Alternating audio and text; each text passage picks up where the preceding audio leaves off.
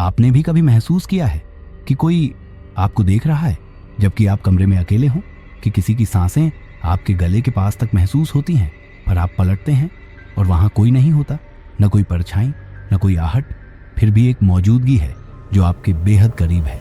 कभी कभी रातें सिर्फ अंधेरे से नहीं भरी होती, कुछ और भी होता है वहां जो नजर नहीं आता पर महसूस होता है, जैसे वो आपके अंदर धड़क रहा हो। आज जो कहानी आप सुनने वाले हैं वो एक लड़की के दिमाग की नहीं, बल्कि शायद किसी आत्मा की गिरफ्त की कहानी है। ये कहानी है एक ऐसी लड़की की जिसकी जिंदगी एक रात में बदल गई, पर सवाल अब भी वही है, क्या उसके साथ कोई आत्मा थी या वो खुद अपने दिमाग से हार चुकी थी। बिहार के एक छोटे से शहर बख्तियारपुर में एक मध्यम वर्गीय परिवार था। सीमा देवी, उनके पति रमेश जी और 2 बच्चे, अनन्या और छोटा भाई राहुल। अनन्या 22 साल की, पढ़ाई में होशियार, मंदिर में भजन गाने वाली, शांत, सरल।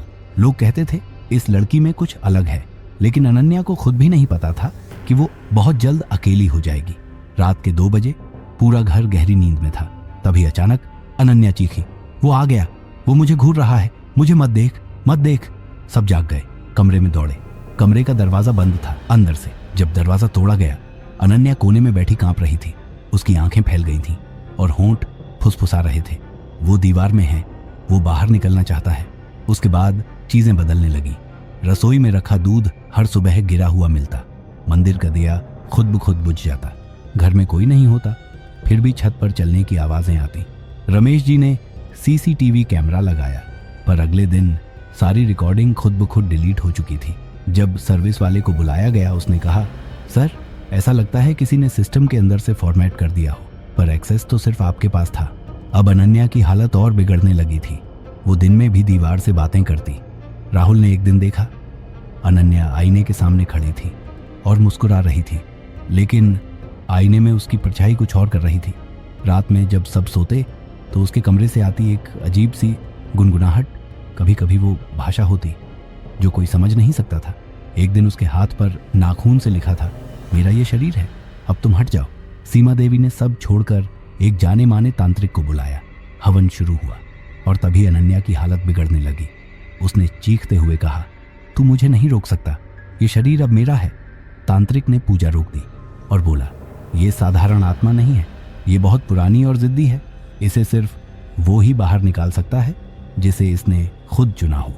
अब परिवार के रिश्तेदारों ने सलाह दी, इसे पटना के डॉक्टर शुक्ला जी को दिखाओ, वो साइकोलॉजिस्ट हैं। डॉक्टर ने लंबी काउंसलिंग के बाद बताया, अनन्या साइको इफेक्टिव डिसऑर्डर से जूझ रही है। उसे अपने डर, ट्रॉमा और लोनलीनेस ने भ्रम की दुनिया में डाल दिया है। वो आत्मा नहीं है, वो उसका टूटता हुआ मन है जो अब बोलने लगा है। इलाज शुरू हुआ, दवाएं, थेरेपी, योग। अनन्या धीरे धीरे बेहतर हुई। अनन्या अब पहले जैसी दिखने लगी, मुस्कुराती थी, बोलती थी, कॉलेज जाने लगी थी। लेकिन एक रात जब घर दोबारा सीवीसी से देखा गया तो उसमें फिर से दिखा अनन्या के पीछे एक धुंधली परछाई जो अचानक गायब हो गई। राहुल ने कहा, दीदी ठीक हो गई हैं, पर लगता है वो अभी भी यहीं है। राहुल की आदत थी कि वो घर के कैमरा फुटेज देखता था, शौक में या शायद आदत में। उसने पिछली रात की रिकॉर्डिंग खोली। सब कुछ सामान्य था जब तक वह 3:11 पर नहीं पहुंचा। उस वीडियो में अनन्या अपने कमरे में सो रही थी, लाइट बंद, सिर्फ स्टडी टेबल की एक पीली रोशनी जल रही थी और फिर कमरे के कोने में एक परछाई सी हिली। धीरे धीरे वो दीवार से अलग हुई और अनन्या के सिरहाने आकर खड़ी हो गई। वो छाया बहुत पतली थी, लेकिन उसका सिर मानव आकार से थोड़ा बड़ा था। पर सबसे डरावनी बात ये नहीं थी, अनन्या की आंखें उस वक्त खुली थीं और वो मुस्कुरा रही थी। राहुल स्क्रीन के सामने जड़ हो गया। उसने तुरंत अपने माता पिता को बुलाया, लेकिन जब दोबारा वीडियो देखा गया वो फुटेज गायब हो चुकी थी। फोल्डर में लिखा था, access denied, file does not exist. क्या अनन्या वाकई ठीक हो गई थी या आत्मा ने अब उसके साथ समझौता कर लिया था? शरीर अब सामान्य था, पर शायद आत्मा अब कहीं अंदर बैठकर मुस्कुरा रही थी और इंतजार कर रही थी। जहां वो आईने के सामने खड़ी है और आईना कुछ और दिखा रहा है। आईने में अनन्या के पीछे कोई और खड़ा है, लेकिन जब कैमरा पलटता है वहां कोई नहीं होता। कहानी खत्म हो गई, पर शायद आत्मा अभी भी बाकी है। अगर इस कहानी ने आपकी रूह तक को हिला दिया तो ऐसी और सच्ची कहानियों के लिए हमारे channel real life true stories hub को सब्सक्राइब करना ना भूलें, क्योंकि अगली बार शायद कहानी आपके आसपास की हो।